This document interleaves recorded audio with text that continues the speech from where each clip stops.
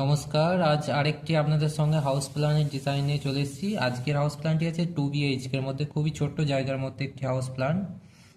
Total 875 square ফিটের মধ্যে। যাদের জায়গা সামান্য আছে তাদের জন্য এটা নিয়ে এসেছি। তো দেখে নিই, চলুন আজকের প্ল্যানটি। আমরা প্রথমে এদিকে এন্ট্রি রেখেছি, এন্ট্রি রেখে পুরো একটি ওপেন ডাইনিং আছে, বড় ডাইনিং। ডাইনিং থেকে মিডিলে যে সিঁড়ি রেখেছি, দু সাইডে দুটি বেডরুম রেখেছি, যে দুটি 10-12 দুটি বেডরুম আছে। ডাইনিংয়ের এক কোণাতে পূজা রুম আছে, আর একদিকে হচ্ছে ওপেন কিচেন রেখেছি ডাইনিং থেকে।